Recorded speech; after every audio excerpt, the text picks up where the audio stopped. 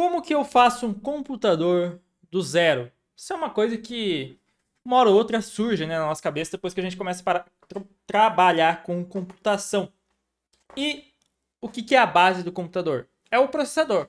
Então, se eu quero aprender a fazer um computador do zero, a primeira coisa é aprender a fazer um processador. Mas, pô, se Intel, ARM, essas empresas bilionárias fazem, dominam o mercado, será que a gente não consegue fazer? E bem, a gente não consegue fazer processadores iguais ou tão potentes, né, quanto a Intel ou ARM, mas a gente definitivamente consegue fazer um processador. E hoje eu quero mostrar aqui numa discussão que rolou no Discord, a comunidade do desempenho, de como a gente faz para fazer essa implementação, como que a gente faz para fazer um processador do zero e um pouco dos conceitos que estão envolvidos aí. Então a gente vai falar de HDL, FPGA, RTOS, enfim, vários desses termos aí. Bem, para quem não conhece, sou o Windev Desempenho e produzo conteúdo de baixo nível aqui nas redes. Então já não esquece de se inscrever, deixar o like e me acompanhar por aqui e lá no Instagram também. Além de colar no Discord. Então vamos aqui para a comunidade de desempenho do Discord, que foi onde o Pancho postou aqui uma dúvida no fórum, falando sobre CPU em HDL, implementando em uma FPGA. E eu quero começar daqui já. Antes de começar a ler qualquer mensagem, eu vou tentar explicar os conceitos para quem está se introduzindo à área, né? Primeira coisa, a CPU é a unidade de processamento central, né? Central Processing Unit, então é ela que vai centralizar o processamento do todo o computador. Acho que isso é clássico, acho que isso a maioria de vocês já sabe. Agora vem o primeiro termo um pouco mais estranho, que é HDL. O que é uma HDL? É Hardware Description Language. É uma linguagem de descrição de hardware. Então imagina que eu vou fazer um processador, eu vou fazer um sistema bem complexo, né? Que vai ter vários fiozinhos ligando, vários circuitos digitais ligando uns aos outros. Ao invés de eu usar diagramas, que é a maneira tradicional de se fazer, né? Eu vou querer um sistema bem completo que me permita descrever sistemas complexos, né? Testar sistemas complexos de maneira encapsular esses sistemas de maneira diferente. E a Hardware Description Language, a linguagem de descrição de hardware, é o que me possibilita fazer isso. Pensa como se fosse uma linguagem de programação, mas na verdade é uma linguagem para você descrever um hardware, você descrever os fiozinhos que estão ligando ali o hardware. E aqui, ó, implementado em uma FPGA. O último termo aqui é o FPGA, que é... Eu vou ter que pesquisar, mas é fio de alguma coisa. Aqui, ó, colando do Google, é uma Field Programmable Gate Array, um arranjo de porta programável em campo. Na verdade, o que isso quer dizer, né? Quer dizer que eu tenho um circuito reprogramável. Eu tenho um dispositivo ali que eu consigo reprogramar a ligação dos fiozinhos dele, a ligação dos fields, né? Das portas, para construir diferentes hardwares a partir disso. E por que a gente usa FPGA, né? Pensa, se eu tenho um sistema reconfigurável, eu consigo testar várias configurações, vários hardwares, né? Usando uma mesma base. Eu não preciso ir lá e imprimir a minha placa fechada e se eu quiser testar outra coisa eu tenho que imprimir uma outra placa. Não, eu posso usar a mesma fonte, o mesmo dispositivo, né, que é a FPGA, e ela é muito utilizada principalmente para prototipação de sistemas. E agora vamos aqui para a pergunta em si. Finalmente, né, estou fazendo uma pesquisa para descrever uma CPU em HDL. Esse daqui é um termo interessante que a gente utiliza, descrever, né? Quando a gente está falando de HDL, Hardware Description Language, a gente não programa, né? Eu não vou programar uma CPU, não é bem isso. Eu vou descrever uma CPU. Esse é um erro que eu cometo recorrentemente e eu sempre tomo um puxão de orelha do pessoal. Você não está programando a CPU, você está descrevendo a CPU na HDL. Escrevendo o fiozinho que liga ela. Enfim, descrever uma CPU em HDL para implementar em uma FPGA. Já vi uns artigos sobre, mas gostaria de ir além e fazer uma SO. Estou pensando em fazer em ZIG para colocar na FPGA. Então, minha dúvida são as seguintes. É possível fazer isso? Qual grau de dificuldade? Quais FPGAs você recomendam para comprar? Antes de eu falar qualquer coisa, eu vou ler a resposta do Luiz Paulo aqui. Eu comecei a ler tão boa que eu decidi gravar esse vídeo aqui para vocês. Olá, Pancho. O nível de dificuldade vai depender da sua experiência e de até onde você quer chegar em termos de recursos e funções em sua CPU. Quando você diz SO, você quer dizer um RTOS? Só voltando um pouco, o que é um SO? SO é um sistema operacional, é uma coisa que a gente... O Windows é um sistema operacional, o Linux é um sistema operacional. Quando você vai trabalhar em embarcados, geralmente usa o que a gente chama de RTOS, que é um sistema operacional de tempo real. Ele tem algumas características que tornam ele especial e tornam ele diferente de um SO tradicional. E devido principalmente ao tipo de aplicação que a gente usa em embarcados, as características de tempo real em si, não vou falar de tempo real aqui, o que quer dizer tempo real, a gente acaba usando um RTOS, né? Inclusive, acho que há pouco tempo atrás saiu uma versão de Linux RTOS. Se pá, eu faço um vídeo. Algum dia. Enfim, não vou prometer nada de vídeo sobre isso. Mas sabem que existe.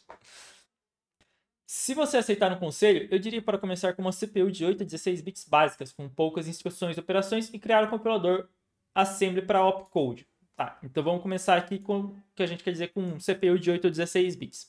Quer dizer o número de bits que um registrador tem. Lembrando que um bit é 0 ou 1, tá? E uma CPU ela é baseada em registradores. Ela vai ter um conjunto de registradores que guardam informações que são operadas. Não vou falar da arquitetura da CPU em si agora, mas sabe que existem registradores e o número de bits desses registradores é o que diz isso. Por exemplo, quando a gente fala das máquinas hoje, 32, 64 bits, quer dizer que os registradores e outras questões também, como provavelmente tamanho de instrução, questões de memória, tem esse tamanho como tamanho mínimo, como tamanho base, né, para serem utilizados.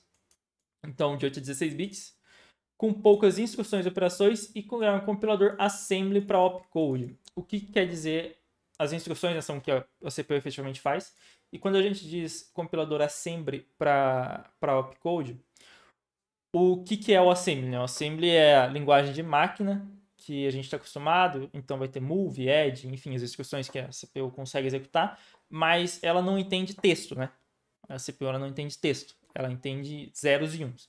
E os zeros e uns são o que são descritos pelo opcode. Então você tem o conjunto de instruções que eles são, por exemplo, esse opcode de move aqui, vou ter 4 bits descrevendo qual que é o tipo de move, eu vou ter 3 bits descrevendo, falando do primeiro registrador, mais 3 do segundo, eu posso ter um endereço de memória também no meio do meu opcode, enfim. É a especificação de como se dá os zeros e uns na instrução em si, né? Acredito que assim você já vai pegar uma experiência bem e a jornada vai ser mais divertida. Depois você pode evoluir a arquitetura, estudar e implementar o compilador e assim por diante. Para implementar algo nessa linha, que eu sugeri, acho que o grau de dificuldade é mediano. Se você não tiver muita experiência com FPGA, se você não tiver muita experiência com FPGA, mas te garanto que você vai aprender muito e será bem divertido. Sobre sugestões de FPGA, vou dar uma desenferrujada aqui e fazer uma pesquisa dos modelos que temos no mercado. Já faz uns 3 anos que não trabalho com isso, e coloco aqui algumas sugestões.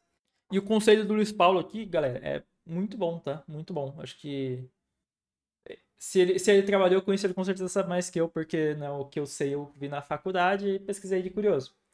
Mas e nessa linha de pegar uma CPU mais simples, implementar só um compilador de assembly, e daí depois você vai fazendo aos poucos, implementando aos poucos, é bom. Porque, enfim, se você aumenta muito o escopo, é bem provável que seja muito difícil, tome muito tempo, você se frustre.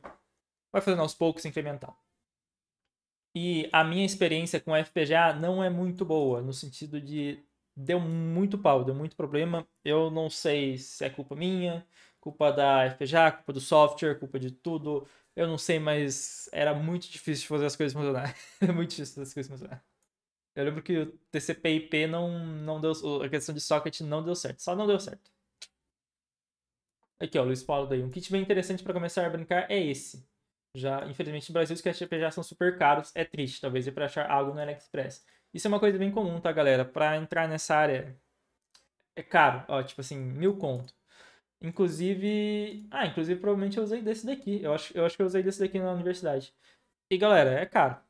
Sabe? Não sei muito mais o que dizer. É mais de 1.000 conto para você ter um sistema de Hello World. Para ter uma coisa industrial, aí é pior ainda. Pior ainda. Inclusive, queria recomendar, quem tem interesse nessa área, procurem o pessoal do RISC-V Brasil. O Vitor aqui de Curitiba, eles têm bastante contato, bastante interesse na área.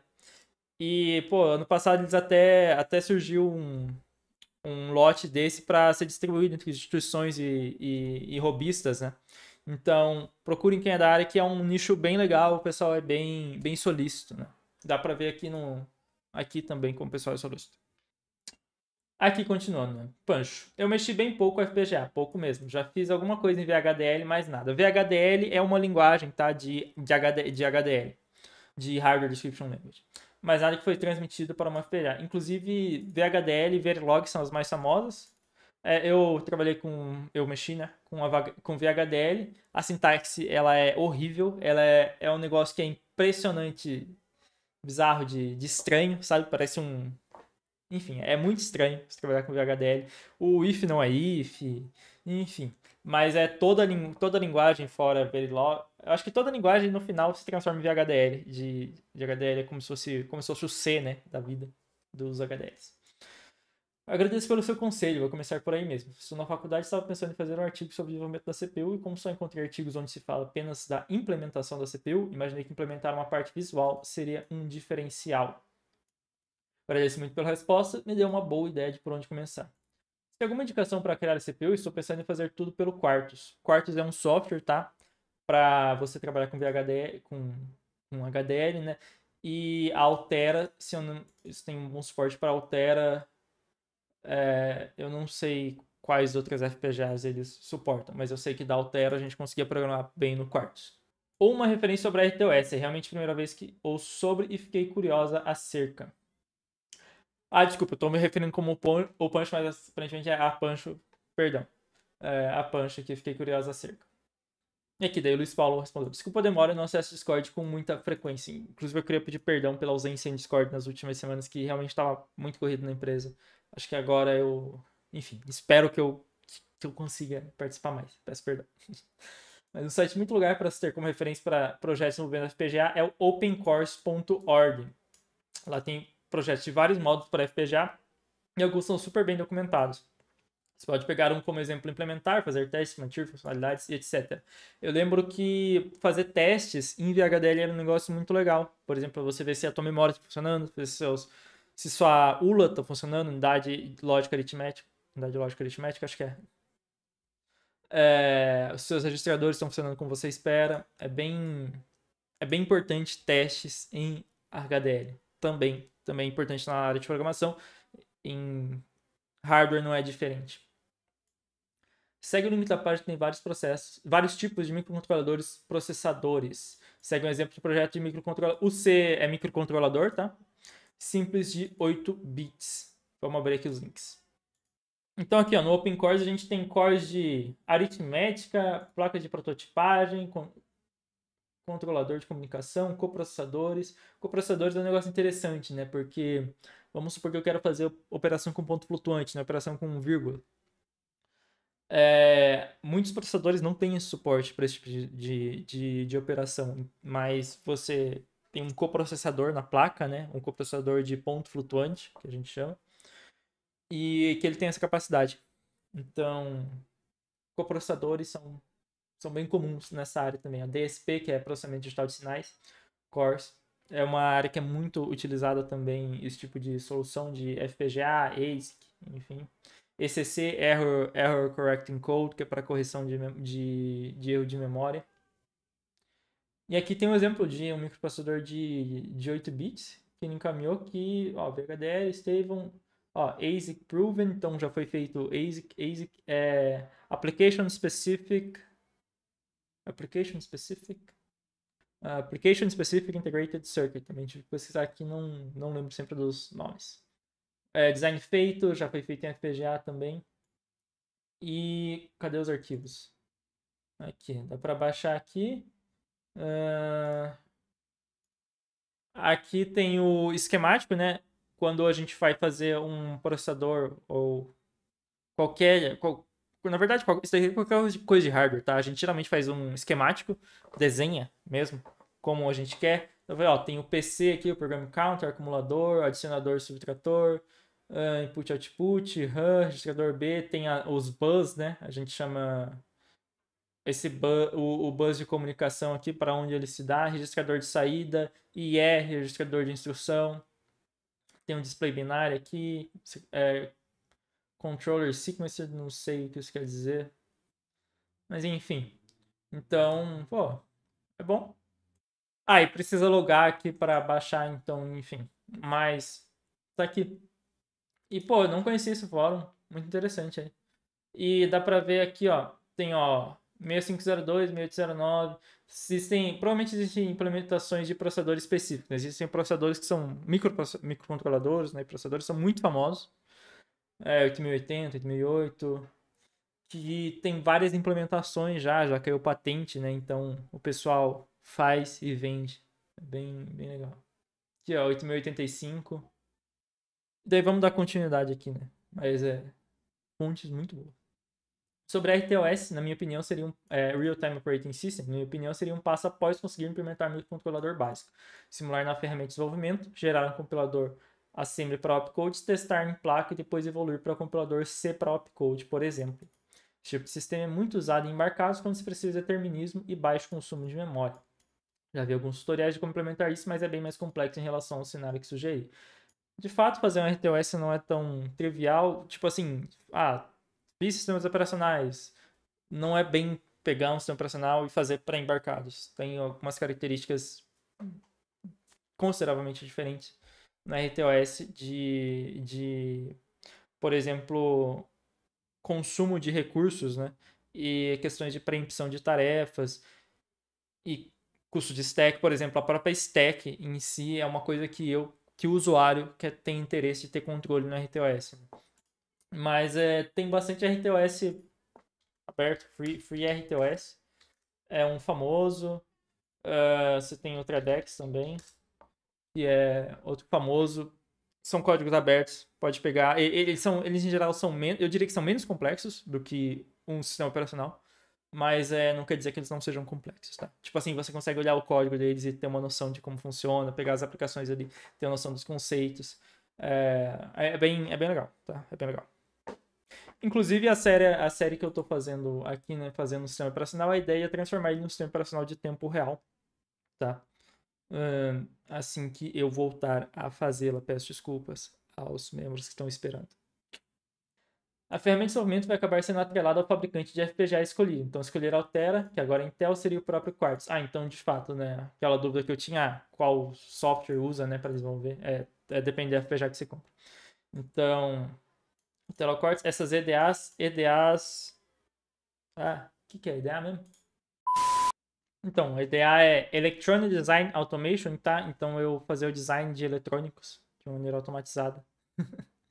Essas ideias têm tudo que é preciso: sintetizador, place, router, debugger, gravador, simulador, etc. Entrando, quando você começa a ver, você fala assim, porra, é só escrever a linguagem, né? Só escrever aqui o programa.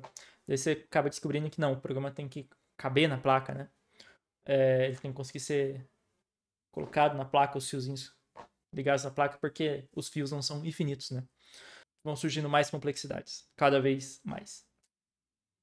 Então, para quem quer escrever uma CPU HDL, vejam os links. Muito obrigado a Pancho, muito obrigado Luiz Paulo aí pela direção. Colhem na comunidade e valeu. Tchau, obrigado.